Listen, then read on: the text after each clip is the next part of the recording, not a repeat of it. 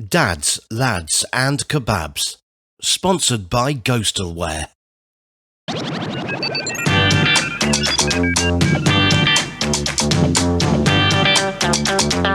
And now, it's Dads, Lads and Kebabs.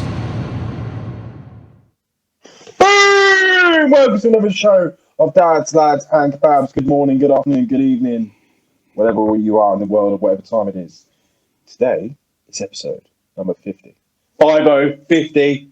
We're doing it. We've got to 50 episodes. 50 fucking episodes of this shit. How can two blokes have 50 hours of shit to discuss? More than that. All right. Sometimes literal shit as well. Hello, Niall. You know. Hello, I'm here as well. You know. Yeah, this is my part of the show. This is me. Okay. Yeah. Go on then. This is me. All right. You sit there with your fucking sunlight on. Yeah. It's episode 50, people. Anyway, without further ado, Mickey, episode number 50. Take it away. What the fuck have you done to your camera? Because it's gone all blurry. The better?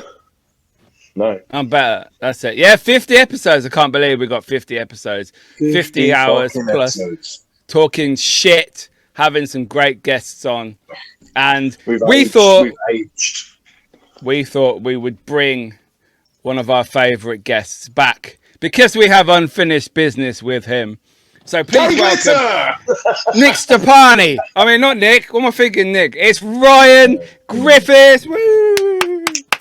Oh, he's here somewhere. He's there. Oh, he's here. He's here. There he is. Niall, who's that guy that you've got sat next to you? He's this one. No, but that one. Steve. Mega well done, guys, and getting to 50. That is absolutely awesome, mate. Absolutely awesome. Woo. I keep doing that whole weird thing where I'm looking all over the place because you've got to look at the camera there. But no, guys, well done. I've been watching almost every one of them. Not all of them, I must admit, because I've been busy recently, but it is... You've got a life. He's got better shit to do. Some of these guests that you've had on has been real interesting watches, you know, like when you're on trains and buses going to locations. It's been awesome watching them. So a massive well done. And if you're watching, I don't know why you're not sharing and liking and following and subscribing. Absolutely. Get it done. But how thank are you, for having sir? me on again. It's an absolute pleasure. How are you doing? I'm doing not too bad. Better than I have been. But yeah, not too bad. Question for you. How many Easter eggs you got left? Funny that. My local shops have run out, so I think that answers your question. You've been down there? Are you filling your belly? Are you still running? Are you still training a marathon? Yeah. I mean, obviously, that's what the top here is for, Epilepsy Society. That's who I'm running this year's London Marathon for. On May the 1st, I'm actually running the Birmingham Half Marathon. As my family think I'm a bit of a lunatic, and some of my friends, when I turn around and say to them, I'm using the half marathon as a warm-up run. What are you doing? Like, you know, I can't run to the shop. No, neither can I, mate. Neither can I. How much training do you do, like, for that marathon? Well, as it gets closer, it obviously gets more intense. But in a minute, almost none. No, I'll run a marathon today. Yeah, fuck it, it's done. Listen, when me and Lee did the one a couple of years ago during lockdown, obviously we were supposed to run the London Marathon, but it had to be done virtually. Yeah. So we ran from Queensmead to Kingsmill Hospital, and we had this joke when we were sort of training, where we sort of said to each other, we could, without being egotistical, we could get off the sofa and go run a marathon, because the idea is, it's not about winning it. It's not about getting there in some crazy time. It's just about finishing it and getting to that finish line. So, you know, that's how I look at it. I'm not looking at going and doing a Usain Bolt. I'm looking at just completing it. Wow. So is there a lot of Vaseline involved? Oh, yes. We are talking about the marathon, aren't we? Yeah. Yeah. How long did it take you to do your virtual marathon with Lee before? Oh, geez. I think off the top of my head, it was about 7 hours 20, which is quite quite slow in comparison. However, you know, we got under the 8 hours, which meant I got one of these bad boys. Oh wow! Oh, So- so there's a limit then. That's cool. Yeah. To get not a lot of people know. They think that, you know, you run a marathon, you automatically get a medal. For most people, they do, but you have to get there within 8 hours. Certainly on the London Marathon. I don't know about other ones, but Yeah. the London you have to complete within 8 hours. Oh wow! Shit. That's in the fine print. Do you think some people like jump on the road for the last mile just for the medal? I wouldn't be surprised. But you know, that thought did cross my mind. I thought, can I cut across somewhere on it? But it's doing a disservice to obviously the charities that we're running for. Yeah. But I'm pretty Absolutely, yeah. sure there is ones that give that a go. Like, you know, Yeah, I Just suppose. jump on. Literally the finish line. I'm knackered. You know- I'm knackered. I'm going to see you at this year's one, Niall, where you just sort of jump on the last 10 yards like that. Whoa, check me out, like, you know. I think I've got 10 miles in me, and then I'll Well, be there you dead. are, mate. Don't undersell yourself. I promise you this. Mickey will tell you I smoke. Right, I'm currently using one of these tampons. That's what I call it, a tampon. It's called an inhalator. And it's a tampon, right? It's an inhalator. Right. So I'm on that most of the time. I'm still smoking the cigarettes, and if I can do it, you can do it, Yeah. mate. You know that's what I do for a living, don't you? What's that? Run a marathon? No, I'm No, a stop sucks smoking. tampons. Sucks Are you tampons. serious? Are I'm you a stop serious? smoking consultant. Yeah, that's what I do for a living. You need to consult me, mate. You need to consult me. I help 60-a-day smokers quit like that. Well, I promise you this. I'm probably in the 40 to 50 a day. And that's no joke. Wow. Oh yeah, man. That's what I'm saying. It's mind over matter. People say to me, I can't run marathons, I can't go to the gyms, I can't do this, I can't do that because I smoke. What utter rubbish. Yes, Yeah. of course, there's the health conditions. Let's not put that aside. You know, there is obviously health conditions that prevent them doing these things. But the majority of people, it's mind over matter. Absolutely. It's like anything that you do. I'm good friends with the Stoltman brothers, who just recently won World's Strongest Man, and things like that. Tom Stoltman, and he'll tell you the same thing. To lift those big Atlas stones, when you look at it, if you get in your head when you look at these things, whether it's an Atlas stone or whether it's a cigarette, you look at it and you think, I can't give that up, or I can't lift it. You're not going to give it up, and you're not going to lift it. But for me, I just look at it and go, I can do whatever I want to do. and I give it a go. Yeah. But with Isn't smoking, there, I'm not ready. Isn't You there a like set there's a set of stones in Scotland, isn't there? Are the Atlas stones in Scotland on a bridge that people try and carry across? I think I know what ones you're on about, but I'm not an expert on that. But I think they're old style ones that are like, I think they did a documentary on like fitness and strongmen in Scotland. Yeah, I remember Eddie Hall did it. That's the one. like, And yeah, they look like But they're bits of concrete that's massive. just sort of like Yeah. got handles on them.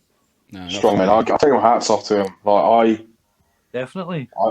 I bench press 80, and I'm pretty much at my limit. Well, see, my pal, he's an ex-marine, and he used to run. I can't remember the name of it now. Was it Hulk Strongman or something like that? It's who Tom Stoltman and Luke Stoltman sort of were involved with in the early days. And Yeah. I'm always in talks with him. And there's me and Lee were going to do this thing where it was almost like a SAS Who Dares Wins type challenge for charity. And we were going to get these guys to sort of beast us and put us through the proper tough paces. training. And he keeps saying to me, I don't know why you don't do strongman, because he says you might be small, but you've got the right sort of build for it. He says, you're solid, you've got it in you. But for me, it's like anything else. It's a big commitment, and it's a big. There's a list growing. Yeah, I have to play PlayStation every night, man. So it's like Takes time. And I like your commitment.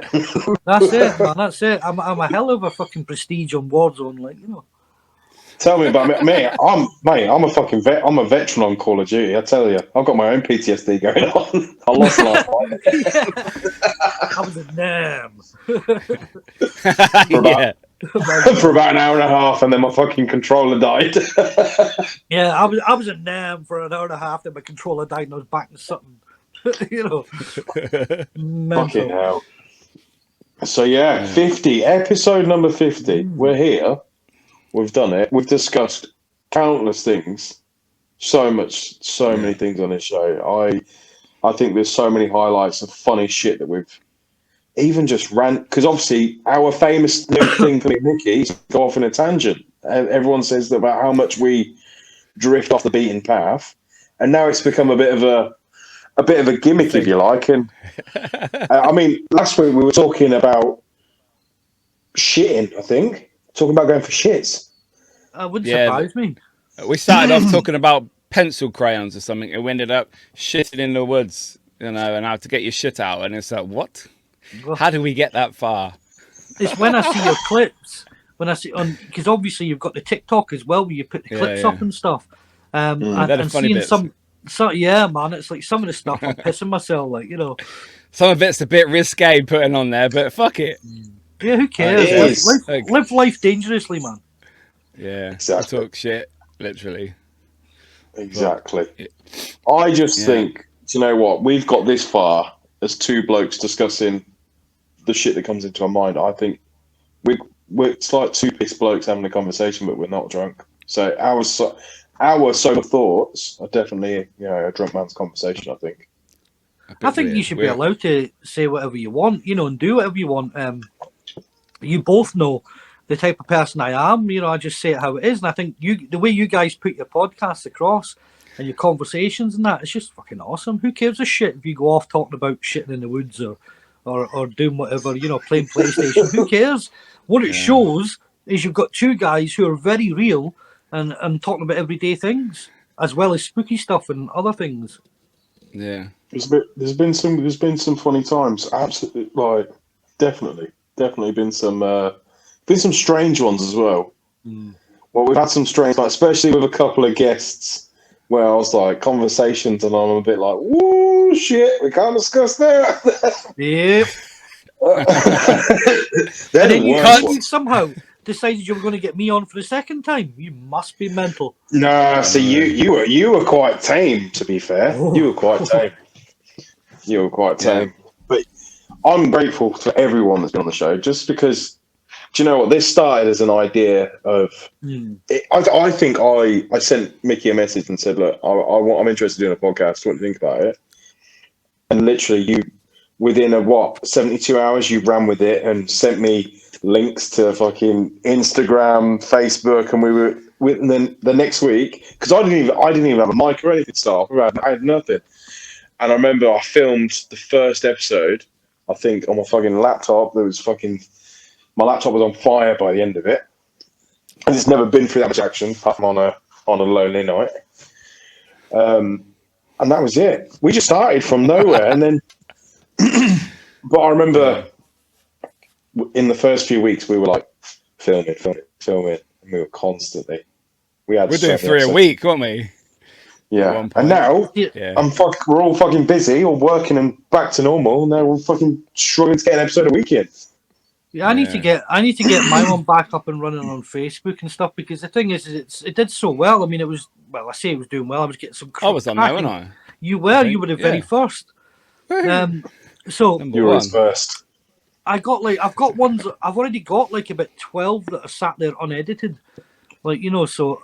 I don't know why. I think it's just like one thing after another sort of came into play, and then I forgot about it for a while, and then I went through quite a low patch for a while, and it was just a fucking nightmare, like, you know. But I think this whole year has been a negative. Yeah. It's but you know what? That's I think that's the nature of any podcast, though. You know, you can listen to a podcast that's scripted and it's shit. I know. Yeah. From doing a podcast now, I know when a podcast has run its course, basically, and we can just come on here and literally we can either bounce off each other and have a really good day, and or sometimes we'll literally just keep reeling off shit that we have in our tank, basically. But then, you know, you just kind of you put things into perspective and say, right, what is it we want to talk about today? You know, what you know, and then all of a sudden that's when our tangents come in, and before we know, I mean, our last episode, like the hour went so quick because we was literally just talking, and we found it's hilarious. Man. Last episode was one of my favorites, I think. Definitely. Sometimes you can maybe do like if you obviously run over and you have lots to talk about, you can split it and do like a part 1 and part 2, like or something like that. We need to do some more. We need to do some more specials. I think get some more specials out there. And get some challenges. I think. Definitely. But there's not much topic to talk about. Obviously, we do our specials like petrol crisis and COVID and all that stuff. But we're waiting for that. Waiting for the next one to appear at the moment. So who knows? It might happen tonight, and we'll film one tomorrow. You never know. You never know. Yeah, we didn't want to touch on the. Go ahead. Sorry, Niall. Stop interrupting me. Sorry, mate. All right, keep it easy. Fucking hell, here we go. Yeah, we could have easily done one on the old Russia-Ukraine, but we thought, probably we don't know too much. We only see what the corrupt British media tell us, and it's all shit anyway. BBC, Sky, it's all fake news anyway. Mm-hmm. So that's my opinion. It's not factual. Don't sue me.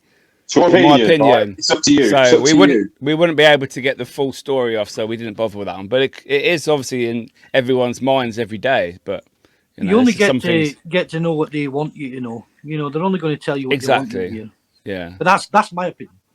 That's your opinion. That's fine. Yeah. And that's it. What's your opinion now? Oh, I don't know. Did you see the guy from? I think it's posted today. The guy from WikiLeaks. Is it WikiLeaks? Well, that estranged bloke. The estranged bloke. He's being extradited, I think, or something like that. Is he back? I thought he was in Norway embassy or something. No, he's in Belmarsh. Where's Belmarsh? It's in Belmarsh, London, isn't it? Yeah, he's in Belmarsh. Apparently, so I was news. Apparently, Broadmoor's London, isn't it? I don't know. That's a horrible prison. Have you investigated a lot of prisons?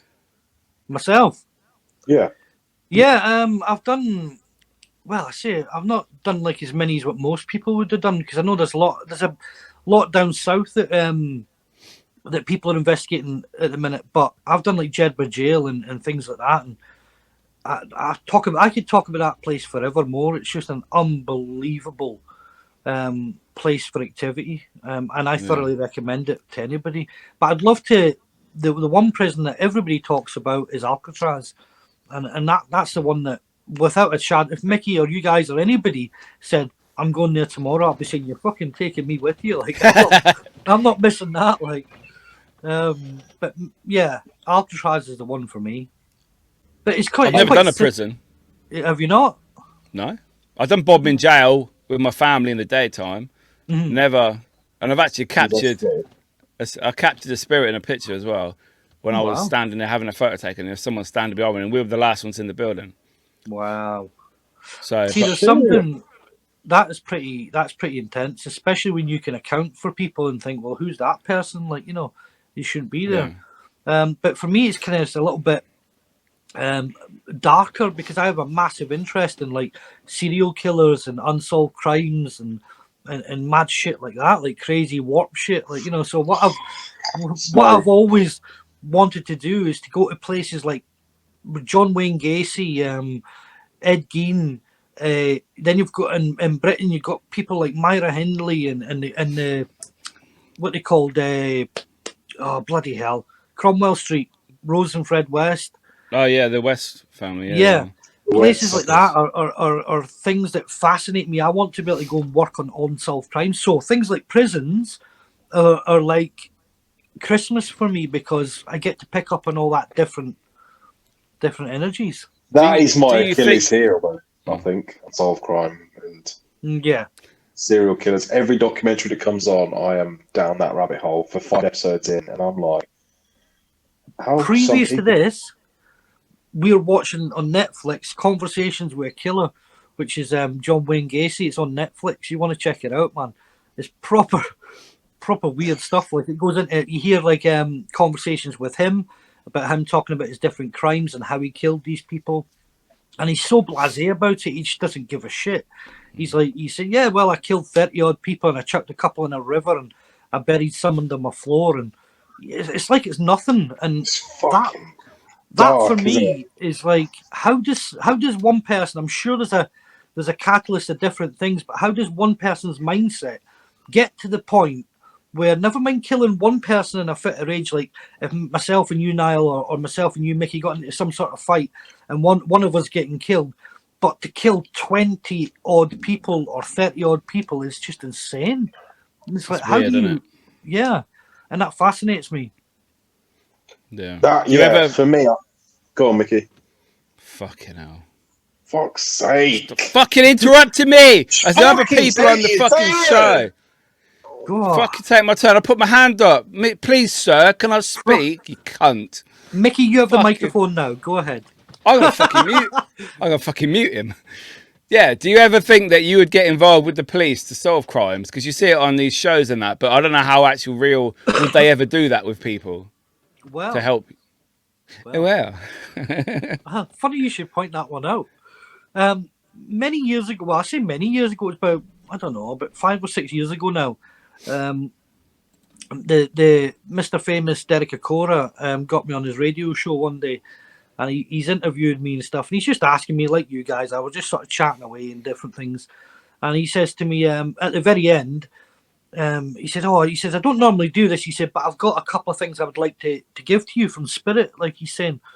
So I'm like, okay. So he starts telling me a few personal things, and then he says to me, he says, oh, you're going to go to America, your name's going to be in lights. He says, I see you working with the police and stuff like that, and going to murder scenes. And please, Niall, don't ask me to say that again.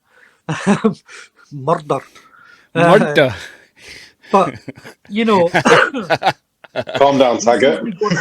you see me going to those sort of scenes and working on those sort of crimes. And then recently I've been talking with someone from a production company about the possibility of doing something similar. However, if it was to go ahead, there'd be myself and another medium, because we work very differently. And seeing, I can't really say too much about it, but sort of the idea is to go to different locations, unsolved crimes, talk to people, see what we can pick up on.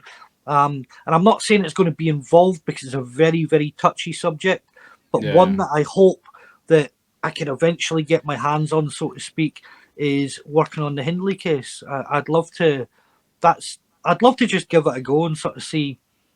But of course, I'd have to respect the family, and I would respect the family. But that is one case that I'd like to get my hands on. Crazy. That's the problem, isn't it, with this, the aura and the spirit world is when it comes to crime, they see it more, police see it more as a farce more than anything else. And they don't see it as, anything to shed light. But there have been cases where they have brought people in to provide that support, and it has worked many a times. Yeah, I mean, one of the most famous mediums in the country, in the UK, was a famous medium called Helen Duncan Smith. And Helen Duncan, she used to hold like seances. She was actually just recently, they managed to, I can't think of the bloody word now. So basically, what happened is she got done for witchcraft because she was having like seances at her house back in the 60s and the 70s and things like that. And during a seance, they burst into her house and arrested her. And according to the family and people witnessed, when a medium goes into like a trance state or a state where they're allowing spirit to come and take over their body, you can't just suddenly give them a fright or drag them out or whatever the case. You've got to just, like, you guys, if you were here, you would say to me, you'd say, Ryan, listen to my voice, come back into the room, all that sort of stuff. And she apparently had horrendous burns on her stomach from getting dragged out of that situation. She helped with many different cases throughout her years, and she got sent to prison, and there was a blacklist on her name because obviously being called a witch. And it was only recently that the family, fighting over like nearly 50 odd years or however long it was, managed to exonerate her. I think that was the word I was looking for. And Was she in the UK? Do you say? yeah, Helen Duncan Yeah. Smith. I couldn't tell you exactly where it was, but something's telling me in and around Hull or something like that, in and around that area. Yeah. But she's very famous for her physical mediumship and doing seances. I want to do I've been to quite a few, obviously, and I tell you, it's. But actually, I tell you what, if you were up for it, a friend of mine, Scott Milligan, he's like world famous for doing his like physical seances. If you guys ever wanted to come to one of them, I'd gladly take you along if you're up for it. Well, I am, I'll but do it. no, it's because I'd be in the corner, right? Sweaty with a bum. pillow, and an eye mask. sucking it. Just, yeah. On my first one, I went to with Scott Milligan. It was up in a place called Kingswell's House in Aberdeen. And as I walked through the door, there's me in my suit and all that, because I thought, back then I was only a young lad, and I thought that, you know, by going to these things I have to be proper, I have to wear a shirt, a tie, all that sort of nonsense. Pardon me. And when I got there, everyone was just in casual wear. There's me looking like a prize plum sat there in a shirt and all that. Well, I went into this seance, cut a long story short, and there's about 40 people in a room. All the stuff sort of happened. Loads of things happened. You know, it was pretty surreal. There was a trumpet that floated in front of my face, and I put my hands all the way around it, because obviously I'm thinking, hey, you're not having me, like, you know. So I put my hands all the way around it, and there's nothing there. This thing, basically, Scott had said that if the trumpet comes to you, you have to basically acknowledge it, and then, you know, it'll move on to the next person. So you see this trumpet moving around the room, and it's sort of like 6 inches in front of people, and it's when you acknowledge it, it sort of nods itself like that and then moves on to the next person. It's weird. It's hard to explain unless you experience it. Wow. Yeah, So this thing, trumpet, it's about 12 inches or so long, and it's sort of, this is 12 inches or so long, and it's in front of my face, right? Open your mouth.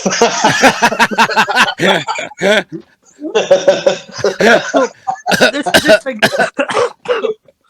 Oh my god! Fucking hell. This is going on TikTok. Would you like to go with the trumpet?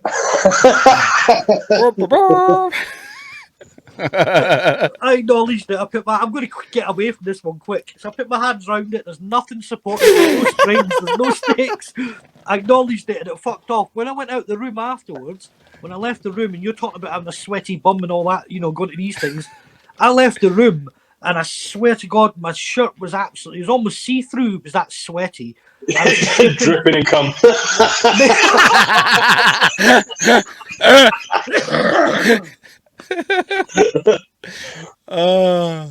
Ryan's first bukkake party. They made me their bitch. Oh, mate. All right, moving on. Move on.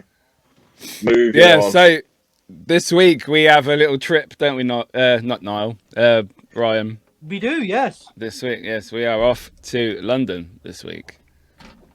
London? London, bruv. Gonna have to go back in time. Yeah. So when people watch this, yeah, we went there. We went somewhere. Niall's going to provide the DeLorean. Yeah. And we're going to get in the DeLorean, and then we're going to go back in time and redo the event. Yeah. This event's already happened. So it's already happened. Apparently. But they can't tell you what happened. Because we don't know yet. There we are. He knows. Exactly that. Yeah. So what are you doing in London? We are going down to Mark and Rich's event, WLP, who we had on the other week. Guest that Niall couldn't be asked to turn up for. Yeah. Ooh, awkward. He's playing Warzone. He was, yeah. He was at a party. I was on a big Xbox Live party. Yeah. And I believe it's called the Old Lamb Inn in Reading. We are going to. Never been there before, not really heard anything about it. But, you know, we are heading down there for 5-6 hours of ghost hunting. So it should be a spooky time. It'd be awesome. And you know, I love going to locations that I've never been to before and know nothing about. It's always a good buzz because you get that new energy. Unlike repeatedly going to locations constantly, you think, oh God, here we go again. You know, so it's good. It's good. I'm looking forward to it. Or it was good and it was amazing. It was amazing, yeah, but Yeah. Why do you think people We'll do find that? out. Why do you think people go back to the same locations all the time, expecting to find something different? I mean, I know a lot of hunters have their own territory and they like to market as their territory and they do a lot of film. I mean, Mickey, you're quite famous with Griffiths because you've spent a lot of That's time. my there home. but you've spent time there from when it was like pretty much intact, Standing. sort of Yeah. standing to, you know, near enough demolished Little now. bit. And like, do you expect to And it's find different still stuff every active. time, or I've been 4 times this year, and each time we've had amazing stuff that's different from the previous visit. I think So- you're going to take me for a little visit, aren't you? I think. I believe we are, yes. It's already Yeah, yeah. happened, but the next morning, we will be heading, or lunchtime, whenever, we'll be heading for a little trip to our Crispins. Hopefully, they're not working, because they're doing digging work and building work, but I have We're a on a question. Sunday. I have a question Yeah. for you, Mickey. right. So, when you prior to going to locations, say for instance, like this weekend or that last time when we went south, do you get any sort of like? Obviously, there's the excitement and things like that. We're going to the new locations, but do you get any sort of like dreams or anything like that, or does anything funky happen prior to going to your investigations? No. Do you It's not? normal. It's normally afterwards. Yeah. What you get sort of like dreams about the location. I don't know if it's. I don't think dreams. I just feel different. Like depending on, it's hard to explain. I think that because of how I've been feeling this year, I am blaming ghost hunting a little bit because I think every time I go out, I think negativity is sort of drawn to me a little bit, and each time I come away from somewhere, it gives me a little bit, so it adds to my negativity. So obviously, I don't like that, but I'd rather be positive, but I'm not really a positive person.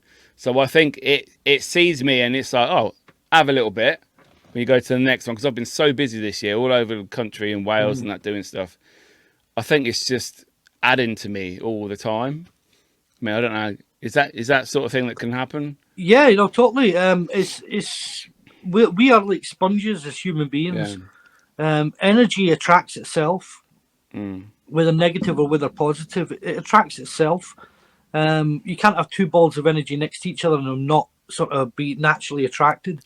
But it's just how it is.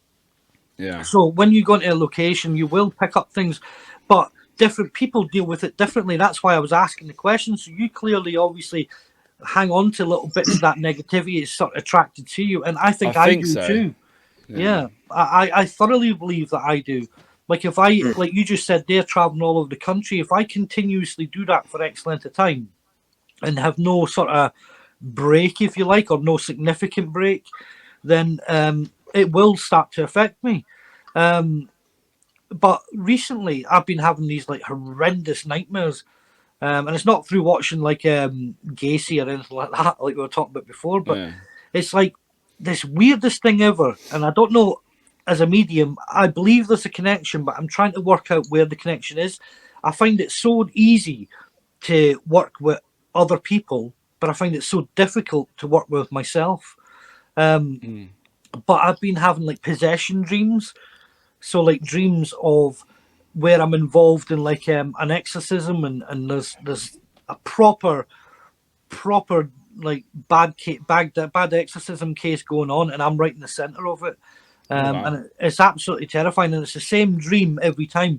So much so that I woke up last night and I said to the wife, I went, "Fucking hell, that's it. I've had enough of this." Like, because it's getting annoying when you go to sleep and it's always the same fucking dream. But the interesting bit is it's not reoccurring; it's continuation. So wow, it's the weird. story follows on. Oh, of course mate. it does, yeah. And it's almost like wow. this is the weirdest thing ever. It's almost like I'm trying to think of the best and the easiest way to explain it without sounding like a fucking madman. It's like the exorcism's going on in the bed. I see the Roman Catholic priest.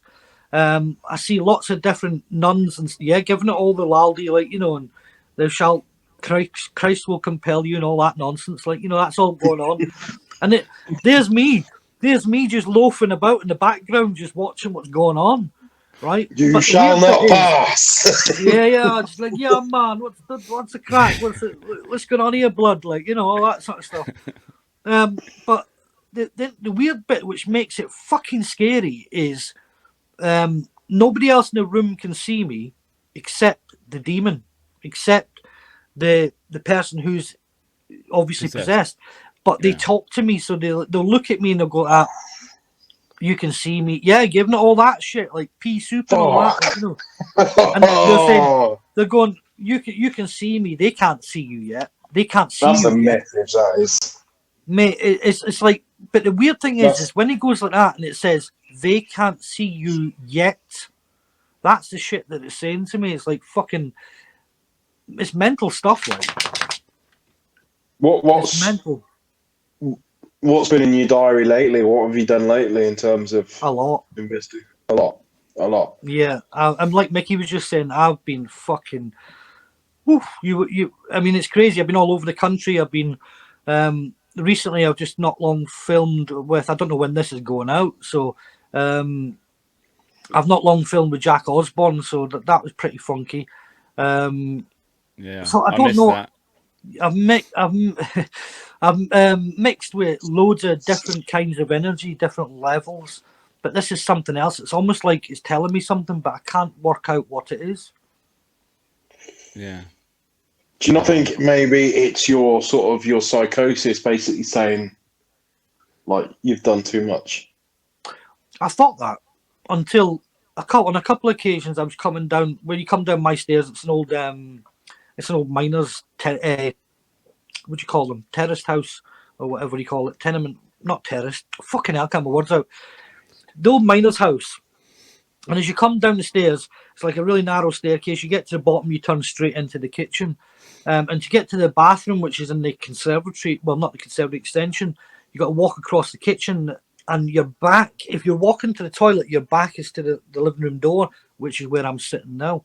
And on several occasions, I knew that there was a male spirit standing in that doorway. I couldn't see him, but I could sense him. And it was absolutely... I mean, the only way to explain it is if you experience a genuine spirit and you have a real experience, you'll feel like a complete change of energy, a complete change in atmosphere. And that's when you know that you've really encountered the paranormal. And this took my breath away. I was like really struggling to catch my breath. And I had to really ask my guides and inspirers and that to come around me and protect me because it just didn't feel right. And that happened on the nights that I had the dream. Shit. So that's before your dream. Yeah. No, after. So you've had your dream, you wake up, and later that day they appear. Oh, okay. No, that night. So I'd wake up from the dream, terrified. Go for a piss. I'd be like, fuck that, I'm off for a fucking slash. Down the stairs I go.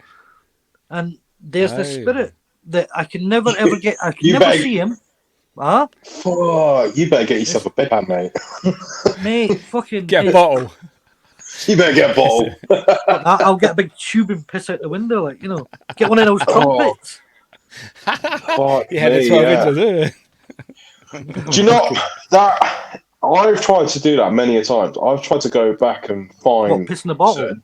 Yeah, I'll piss that. Yeah. It's easy. Don't worry. It's easy, mate. My little tackle goes right to the bottom. What are you on about? Okay. I've tried to do that, go back and find dreams. Only because, again, obviously yours is more of a negative outlet, but I've tried to find positive dreams again. Mm-hmm. And this is something I've been reading about lately, is the fact that inside you is obviously your psychosis and obviously how you control your body and what you decide what you're going to do. And I've had dreams where I've explaining this is going to be fucking stupid and I'm going to sound like a fucking idiot, but I've had dreams that have made me better as a person. Don't No, know, I get don't that. right. I've had dreams where they said where my brain. I've had dreams where my brain's functioned better. I've gone like when I quit smoking. That was all because of a dream. It was all because of the fact that I had a dream and I knew in the dream I didn't smoke anymore, and I let go of addiction. I let go of that side of me. I said, actually, you can't do that anymore. And that one day I woke up and I didn't touch them. Didn't touch them. Didn't want them. To this day, still don't want them. Yeah, okay. I still use a vape and I still have nicotine or whatever, but I let go of that part of me. Yeah. So I have that. I go to find these dreams and I'll try and put myself into a deeper sleep, and I will physically think about the original dream to obviously, improve myself or whatever. And I just think, I don't know, like dreaming for me at the moment is massive because I'm constantly trying to search for something new. That's my big thing at the moment. It's like I'm on a roundabout and I don't know which direction I need to go in. I want to do better, and I'm like, can I do this? Can I do this? But at the same time, I just don't know where to get off. And it's Dream that states that's are such a powerful tool is dreaming, because obviously you get from a spiritual side of things, spirits, your loved ones come and visit you. You have dreams about your loved ones. But I always say to people, regardless of how your dream's going, always have like a book, a special book at the side of your bed, and a pen or a pencil. And when you wake up, if there's something said to you in your dream and you can remember it, write it down. If you can't, then try and write down as much of the dream as you can remember. And it'll probably sound like absolute gibberish, but the more you work with it, the more you'll be able to work with your dream. So, for instance, you know that old saying that when you get given a piece of cake in your dream, can you taste it? Can you eat it? Can you touch it? Try that. Try expanding your mind. So when you go to sleep and you see some food or you see some beverage or whatever like that, focus on it. Focus on some form of item and try and control it. Whether it's changing a TV, eating a piece of food, drinking a beverage, or interacting with someone. Think about what you're going to do in your dream and then do it, rather than just go along with it, if that makes sense. And start trying to control your fascinating. dreams. Absolutely fascinating dreams, man. Yeah. Obviously, going back to obviously yours and Mickey's sort of negative feelings, and obviously after you've investigated and stuff, have you guys ever known anybody just to quit the game for good due Yes. to sort of negative impact? Yeah. One in particular. No. But they would be. We're talking about psychosis, or you mentioned psychosis before. One guy was like up in the northeast. I won't name him because that's not fair. But he was involved in the paranormal. He was out there investigating with myself. We were going out and doing different bits and pieces, and he was all right. He was fine. And the more we went out and the more we went back, he was always one of these people that when you go to a location, he would do the whole, the ghost can't do anything to me, it can't, none of this. And he was always very aggressive with his approach. And I would often, I wasn't experienced at the time, but what I would do is I'd often say to him, I don't think you should be doing that, mate. Just wind it in a little bit. And he'd keep doing it and keep doing it and keep doing it. And then his marriage split up. Then his missus wouldn't let him see the kids, and then he was on my sofa for a bit, and then he just crazy stuff started happening to him, and everything he touched just went completely wrong, and then he just ended up completely fucked in the head to the point. He's okay now, bless him, but he was just lost the plot completely, and he just had to come away from it because he was just not in the right frame of mind for it whatsoever. And I thoroughly believe that from that point where he started going around these different locations, places, for example, Jedburgh Castle Jail he went to, Sunderland Air Museum, 30 East Drive, all these sort of places where he was just like, he was saying out loud to guests that it was all a lot of bollocks, and if there was such a thing as a ghost, then come and try and do something to him. And I just thought, you're off your nut, and it just... Yeah, he just quit. That was it. That was him. Fuck. Oh, wow. Because he got too much. They must. Yeah, I think so. Yeah. It beat him as a man, didn't it? But I've really been there myself. I've nearly given up myself several times. I've often said, "That's it. Fuck it. I'm not doing no more." But usually that's just down to the knobheads that are involved in the paranormal. Like, you know, that's usually what causes that, because I get sick of it. I just want. Sorry, go on. Yeah, sorry. Yeah, talking about the dreams when you wake up.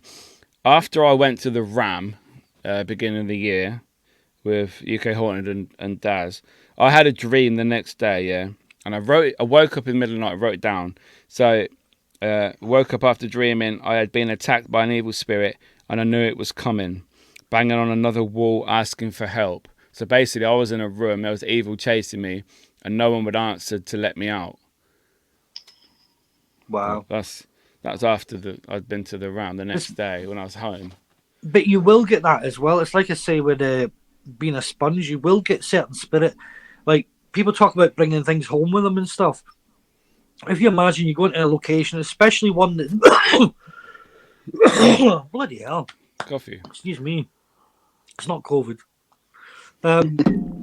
So I'd gone to... Power of Christ compels you.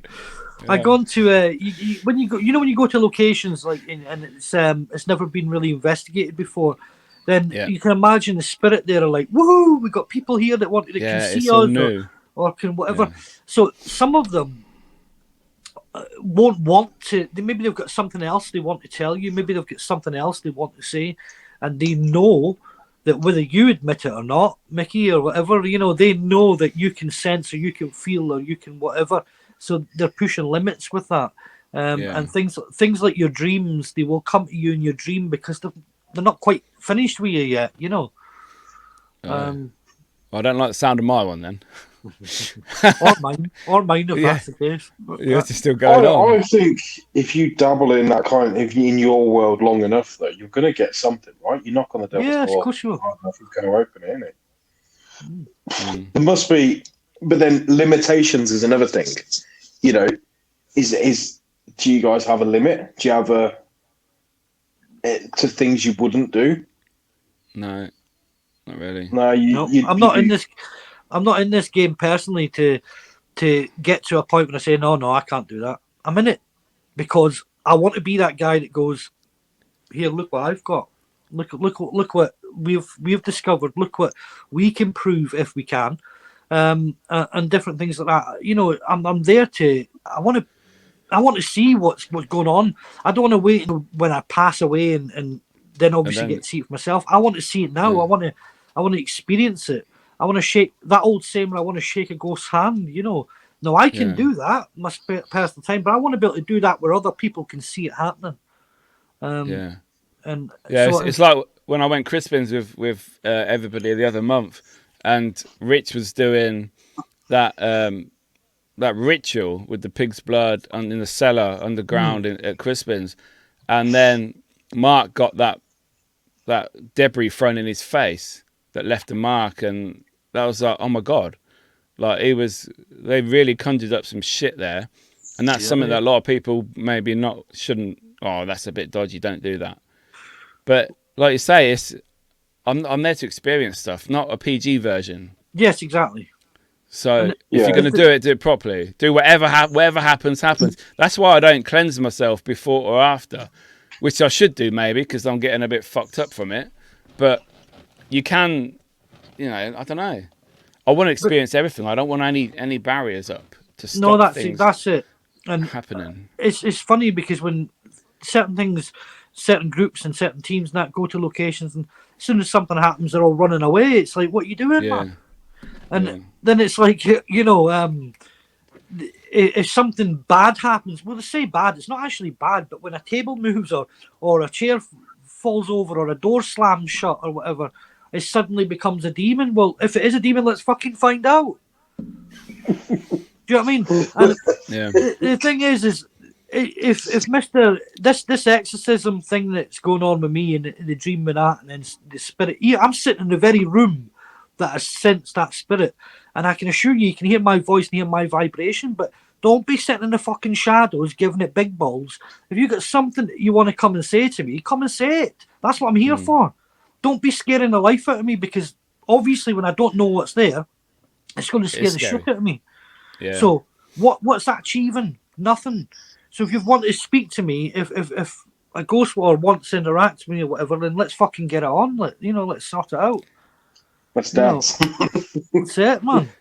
And if anything happens to me, this video is recorded. If we're going to do it like a Blair Witch and stuff like that, then I hereby leave my CD collection to Niall, which there's only 2 of them. One of them is Aqua, the other one is Fleetwood Mac.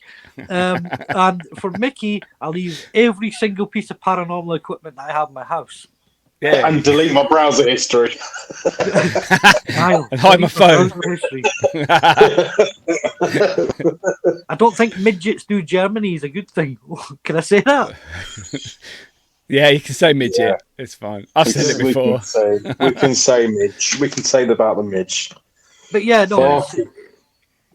Just to sort of get back there is to sort of say, well, I know Mickey wouldn't, because he said that, but I knew he wouldn't anyway. He would shy away from any sort of paranormal work. That's what we're here for, that's what we're here to do. Yeah. That's why I think people used to abuse Zach and that in the old days, because they used to do rituals in a lot of places, especially in England. They would get Lady Snake and all them other people to come to the Ram and Hellfire Caves and do weird rituals with blood on their bodies, and like no one else is doing that, really, not on the TV world anyway. And it's like, oh, that's just stupid, that's careless. Well, no, they're trying another angle to see if it stirs anything. Is anything going to happen from that? But that's it. And I don't think that's a problem, really. I think I saw a thing where I can't remember what program it was, where they were sort of looking at different rituals around the world, and I can't remember what it was, but they went and they smoked this drug. It's like fucking hell, I can't remember what country it was in now. They smoked this drug, and it's supposed to, like, obviously it sends you high and what have you. Your third brain. Yeah, drug, it's like the drug's called ayahuasca. That's right. Yeah, that's it. Niall smokes it. Fucking daily. So ayahuasca is supposed to open your third eye, basically.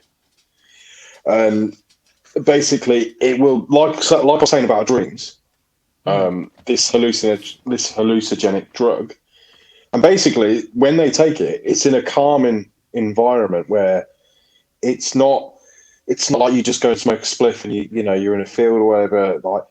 Like they'll put you in a tent of safety. Like it's locked from, you're not going anywhere. Like, and you're not alone. There will be about 10 other people in there, but you're in a state of trance. And apparently this is, from what I've read, a lot of billionaires are regular partakers in this drug. I believe that. Because of what it does, because of how far it sends you into that sort of psychosis of yourself to say, right, this is what you need to do next. This is what, I think that's my theory anyways. I think a lot of these billionaires have got their ideas from looking at a further source. Definitely. I can see that. I could honestly, I could believe that and see that, because it is that sort of lifestyle, isn't it? They do a lot of that sort of weird shit. Go off to camps and stuff like that. Yeah, it's like weird cults and all that crap. Retreats, yeah. And the fucking that whole eye thing, the whole triangle in the eye thing. I think that's the third eye. How they fucking got where they are. Don't surprise me. I should have got a little symbol and put it on the fucking wall or something, and just wait until you notice it.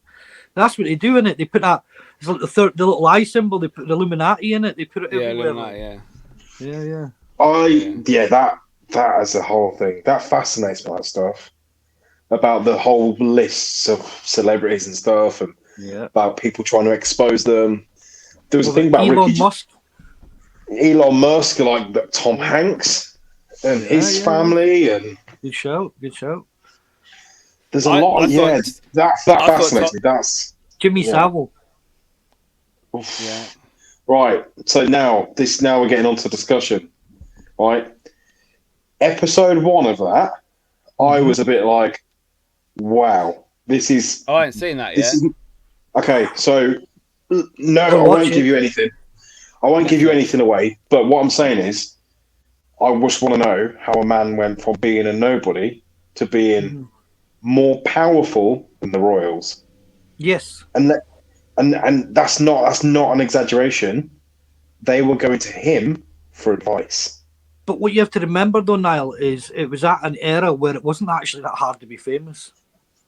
And let's be truthful about it. It wasn't that hard to be famous. And what did Britain need at a time where they were hammering taxes, they were hammering whatever? Is, you know, I mean, they needed someone who was the people's person. It didn't have to be a woman, a man, whatever. A man gives a symbol of power and authority, so it couldn't really be a woman at that time. With all due respect to women, they already had Maggie Thatcher, who was absolutely tearing down everything and you know, taxing us to God knows what. But that was sort of like gives the people something to distract them and something to focus on. But they didn't realise the snowball effect that was going to come with Jimmy Savile. It's a little bit like at the minute, all this shit's going on in the world, and they're fucking distracting us with different little things like smoke and mirrors. It's exactly the same thing, but the only thing that backfired with them, and it backfires on them all the time without going off on a tangent, but it backfires on all the time. Like now, the COVID thing, it's all backfiring on them. It's all coming back to haunt them. The Jimmy Savile thing, the same thing. It's coming back to haunt them. And you know, the power, they didn't expect him or expect that situation, a creature that they were building, because he's no fucking human, that evil bastard. Like, you know, creating a fucking a monster. They didn't realize that it was going to get to the level that it did.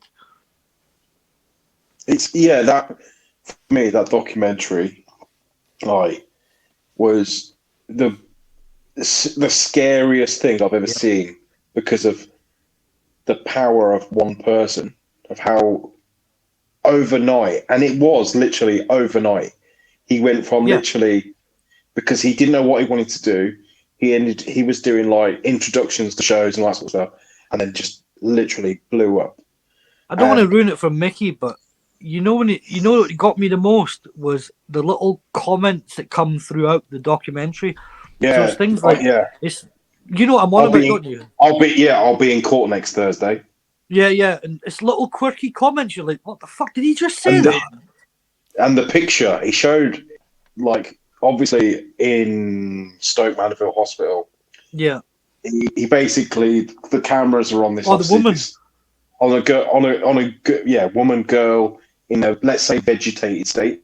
She was basically, I think she was like paralyzed, and basically could only just lay there. And obviously, she draws pictures and stuff, but I don't know how she does them, whatever. But it was a fucking horrifying picture she drew. And he said, "Oh, what did I ever do to you?" And she said, "Everything." It's clear as day. And then he just went, "Oh, one of them," and walked off. I was like, "What the fuck? You can't." And obviously, in the second episode, the first episode, they paint a picture of an amazing man. And if anything, if that was just him as a human being, forget the abuse, forget everything he ever did. If that was him as a human being, you could understand it, because everything he did was amazing. But at what cost was horrendous. Like, but again, it's smoke and mirrors.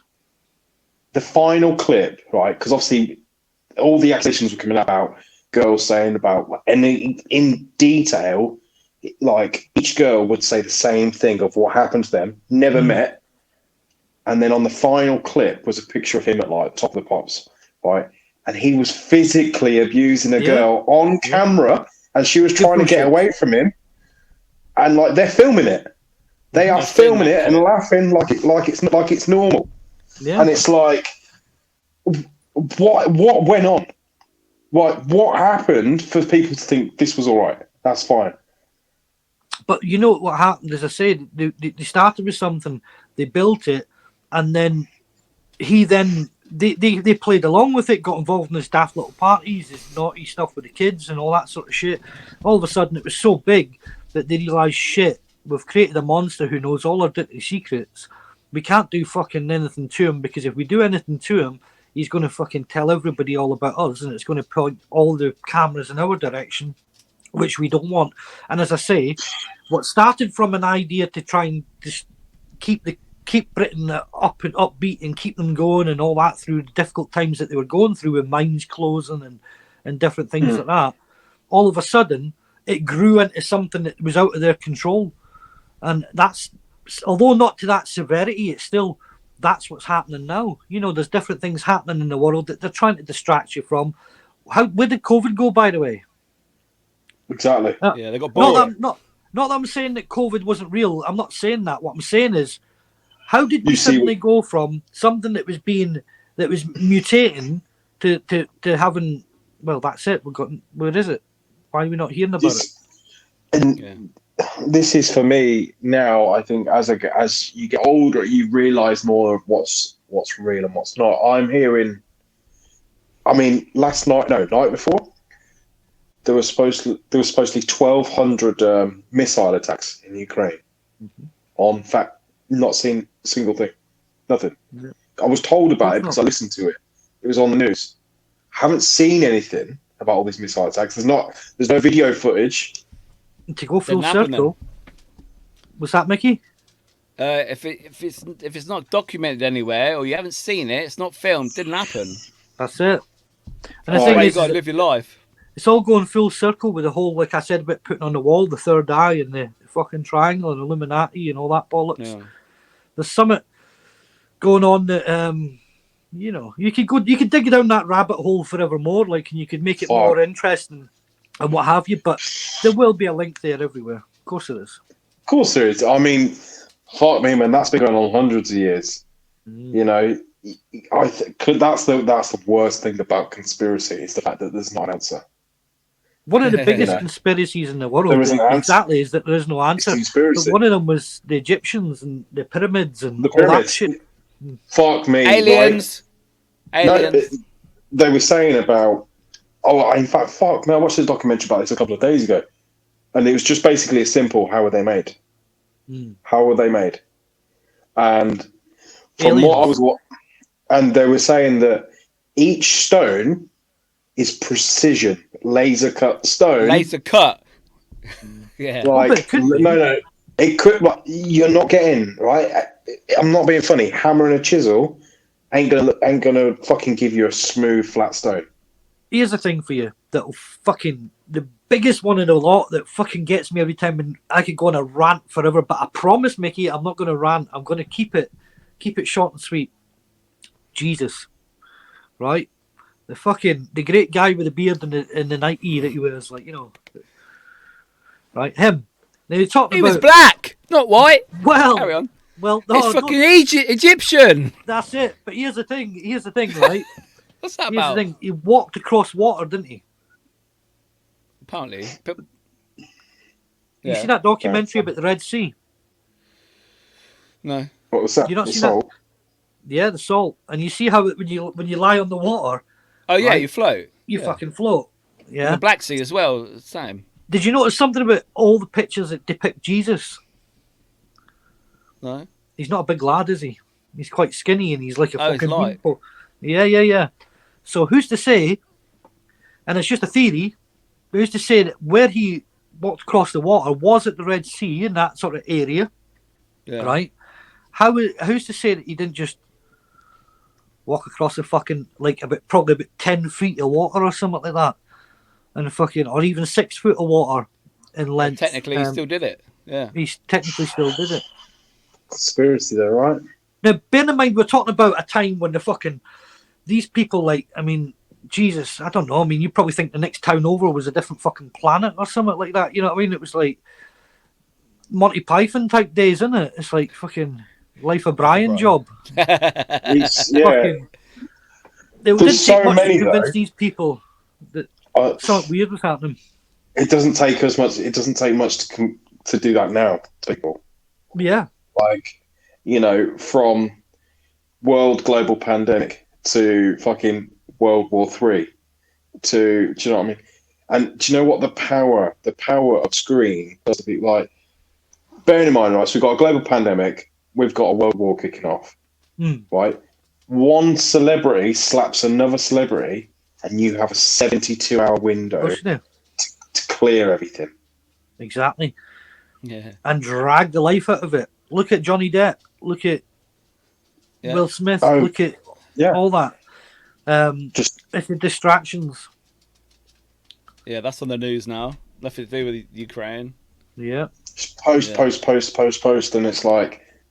But look at what I'm saying about the Jimmy Savile, just to go again full circle, is if you look at Jimmy Savile, and I said about the snowball effect and how that power sort of builds up and suddenly it's out of control. Look at what was happening with Ukraine. It's exactly the same. They thought, I know what we'll do.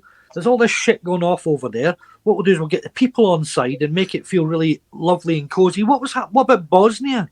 What about all these other different countries? Are we going to go and fucking chuck millions of pounds over to them? And that's no disrespect to Ukraine. By no means am I taking anything away from the horrors that they're going through. What I'm saying is there's many other countries where the same thing or similar things are going on, but we know nothing about them. Yeah, they say that Palestine's like that on a daily basis. That's it. Yeah, every day. Yeah, but the thing with Ukraine, basis. As soon as the public got on board and started wanting to send money and send people to help, like aid and all that, it became a massive snowball. Suddenly the whole world was fucking noticing, and then all of a sudden the powers that be were like, shit, now what are we going to do? We'll get too many eyes on this fucking country. Fuck. Yeah. That fucked up, didn't it? I tell you what. Well, yeah, they're like, Niall, what are we doing? No, also, but they were like, it's like, what the fuck are we going to do now? So, Will. I think as well, all this global pandemic, that everything we've all been through, and how the countries have spent billions on God knows what. But yeah, now the energy prices, which doesn't really have anything to do with anything, you know, they are inflating the people to keep them below poverty line again. Yep. Yeah. Like, it's really bad. Everything's gone up. That's really real. Yeah, that's as real as it gets. Is the fact that I've witnessed and seen people's energy prices going up to like £400 a month. Mental. To keep their lights and heating on.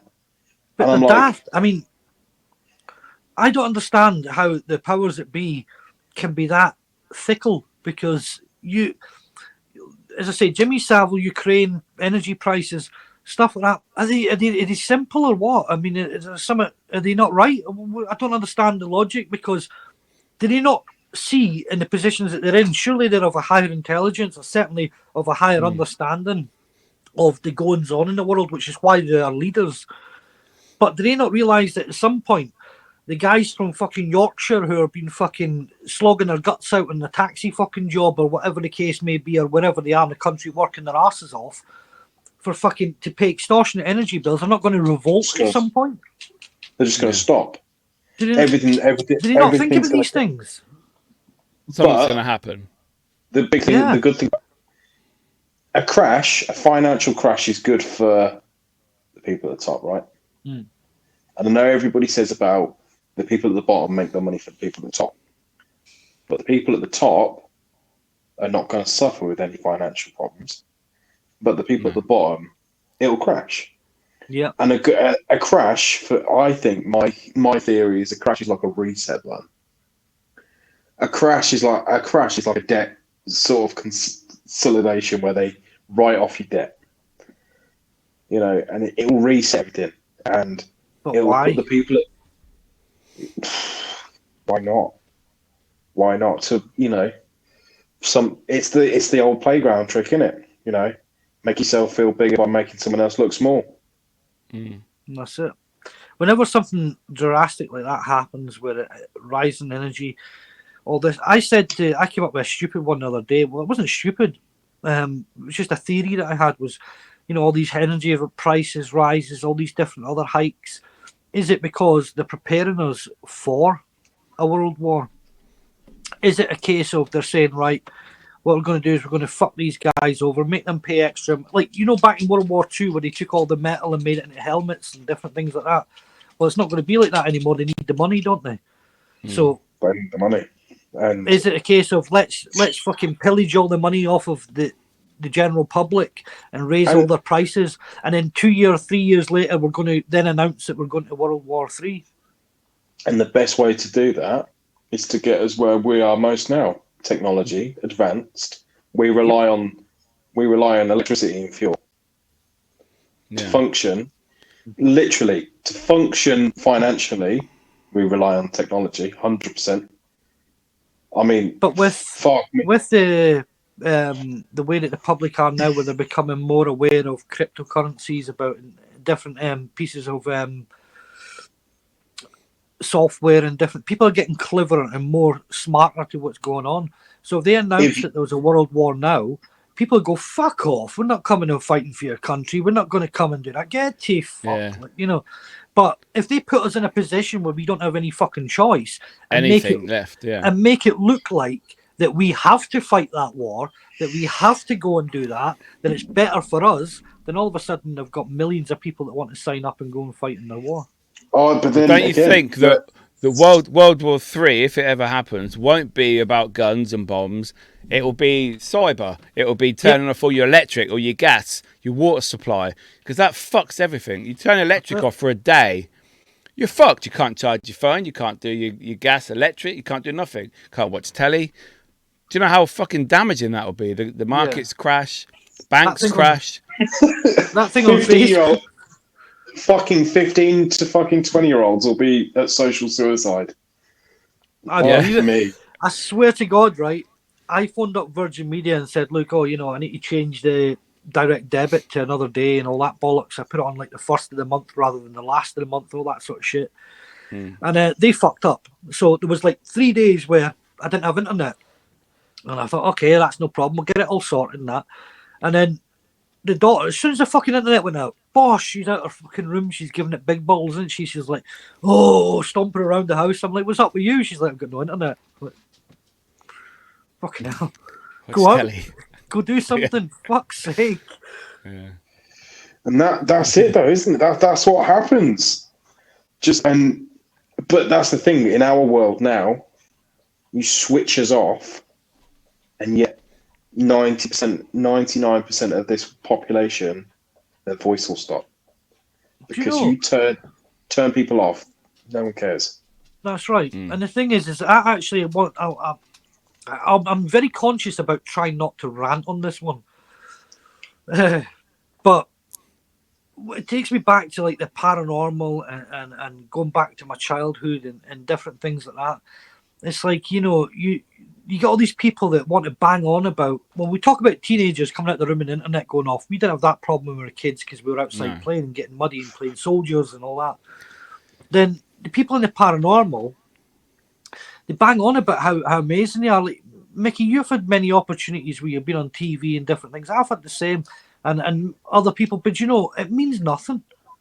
It means absolutely fuck all. Do you know what I mean? Just because about what Jack Osborne, who I worked with recently, you went and said, "Do you remember Ryan?" And like, who? Oh, you mean that? Oh, right, the medium that I worked with. Oh, right, I get you. Yeah, all right. That's the importance of being of who you are, and it just. I had a conversation with somebody recently about a certain individual in the paranormal. I thought, I really don't fucking want to know. I really don't give a fuck. I don't care who they are. I don't care what they do. I don't care how they do it. They can do it however they want. All I'm concerned about is moving on and doing it my way. And I actually don't like working with technology. I will work with, obviously, camera to film things, but someone said about equipment. I don't bother that much with equipment. I use the portal, the spirit portal and things.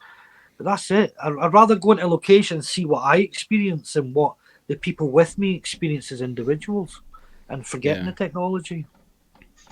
Sorry. Now, guys, man, I'm all technology. That's fine, but that's just everybody. It's everybody's. You must do your own. Own thing, definitely, and it's your own interpretation, isn't it? And what you want to do and how you want to portray it.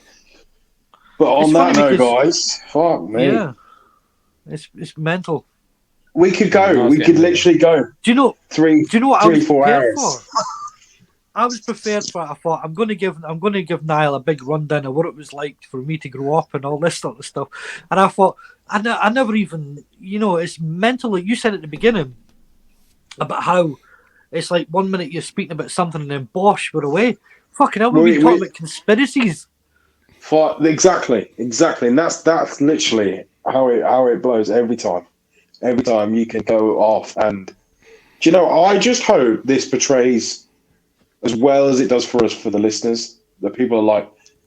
Because that's the best thing you can listen to. If you listen to something that makes you think, then, we've done our job. We've done our bit. Definitely, and... I'm not professionally being intelligent, but I like to give my opinions on the matters that are factual that people are having to deal with every day, such as electricity and the world's happenings.